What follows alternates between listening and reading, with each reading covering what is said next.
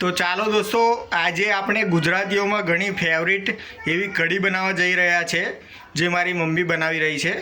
તો તેની શું રેસીપી છે ચાલો જાણીએ.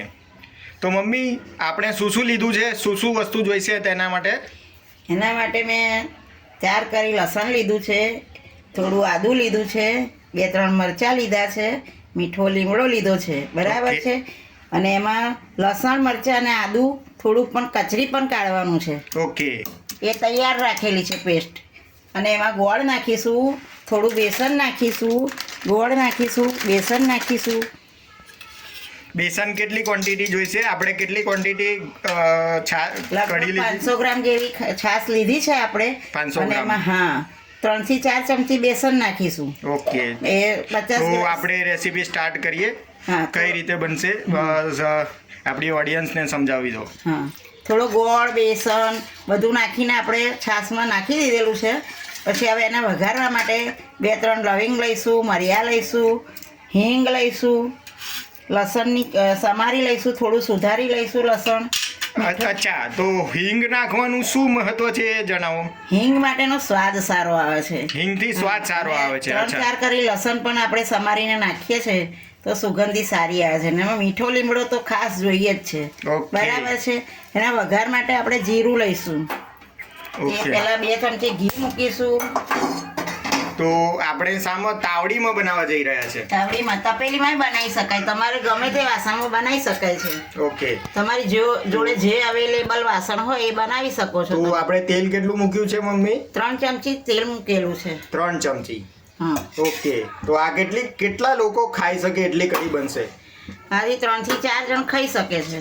ઓકે.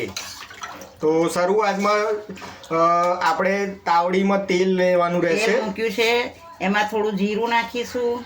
તેલને બરોબર ગરમ થવા દેવું પડશે ને? ગરમ થવા દેવું પડશે. હા, તો તેલને પ્રોપર ગરમ થવા દેવું પડશે.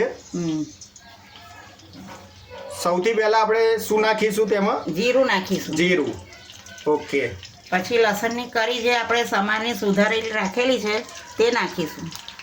લસણની કળી નાખવામાં આવશે. ત્યારબાદ આપણે લવિંગ મરિયા થોડા નાખીશું, જે લવિંગ મરિયાને તજ રાખેલા હતા આપણે.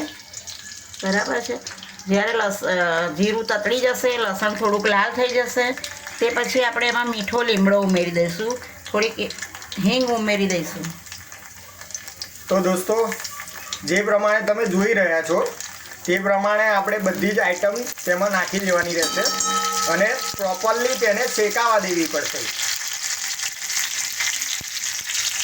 લસણ લાલ થાય એટલું શેકાવવું પડશે. પછી એમાં બધો મસાલો નાખ્યા પછી આપણે કઢીને નાખી દઈશું. મસાલો કરેલી છે, છાશ છે તે. આપણે જે છાશ રેડી કરી હતી બેસન નાખીને, તેને હવે આપણે એમાં એડ કરી દઈશું. હવે કઢીમાં કંઈ એડ કરવાનું રહેશે? ના, બધું પતી ગયું છે. પણ હું આ લીલા મરચાં લસણ જે કચરેલા હતા ને એ ભૂલી ગઈ હતી, એ હવે નાખી દઉં છું. પણ પહેલાં નાખી દો તો પણ ચાલી શકે છે. ઓકે. તો તેનાથી ટેસ્ટમાં સારું કોઈ આવશે. ડિફરન્સ પડશે કે પછી? ના, કશો ડિફરન્સ પડશે નહીં. પહેલાં નાખી દો તો પણ ચાલશે. તો અને હવે કેટલી મિનિટ સુધી આપણે ઉકાળવી પડશે? અને એને તમારે 5 થી 10 મિનિટ થઈ જશે, પછી કમ્પ્લીટ થઈ જશે. ઓકે. 10 મિનિટ સુધી ઉકળવા દેવી પડશે. હા. 10 મિનિટમાં આપણી કઢી તૈયાર થઈ રેડી જશે. એમાં 1-2 ઉભરા આવે એટલે આપણે માની લેવાનું કે કઢી તૈયાર થઈ ગઈ છે. ધીમી આંચ પર થવા દેવી પડશે કે પછી નહીં. થોડો ગેસ મીડિયમ મીડિયમ આંચ પર આપણે 10 મિનિટ સુધી ઉકાળવી ઉકાળીશું પડશે. એને. ઓકે. ને ત્યાર પછી આપણે કઈ એડ કરવાનું છે તેમાં? ના, હવે તો ઉપરથી તમારે ધાણા નાખવા હોય તો નાખી શકો છો. અત્યારે મારી પાસે ધાણા અવેલેબલ નથી એટલે આપણે અત્યારે ખાટી કઢી બનાવવા જઈ રહ્યા છે દોસ્તો. તો આમાં એકચ્યુઅલી 2 ટાઈપની કઢી બની શકે છે કે જો તમને ખાટી કઢી ભાવતી હોય તો તમે ગોળનો ઉપયોગ નહીં કરવાનો. અને જો તમને ગળી કઢી ભાવતી હોય તો ગોળનો થોડો ઉપયોગ કરવો પડશે. તો જેવી રીતે તમે જોઈ રહ્યા છો કે આ ગોળ આપણે લઈ લીધો છે, જેને આપણે એડ કરી દઈશું કઢીમાં. તો આપણે થોડો, તમને એમાં કોઈ ક્વોન્ટિટી કહી નહીં શકાય, પણ થોડી ક્વોન્ટિટીમાં તમે ગળપણ જેવું થોડું ગળપણ આવે, જે રીતે તમે બેસન અને છાશનું રેડી કર્યું છે એ પ્રમાણે તમે એમાં એડ કરી શકો છો. ખાટી કરવી હોય તો ગોળ નાખવાની જરૂર નથી. ઓકે, અને હવે કંઈ એડ કરવાનું રહેશે આપણે? ના, હવે કશું કરવાનું નથી. આપણી કઢી બનીને તૈયાર થઈ ગઈ છે. હવે તમે એને ચાખી શકો છો. ઓકે, તો દોસ્તો આપણે પ્રોપરલી કઢી બનાવવા માટે એને 10 મિનિટ સુધી પ્રોપર ઉકાળવા દેવી પડશે, જેનાથી તેની પ્રોપરલી કન્સિસ્ટન્સી આવી જાય. ઓકે,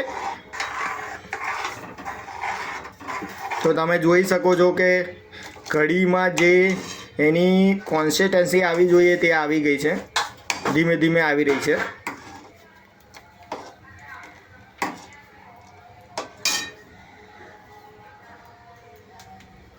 તો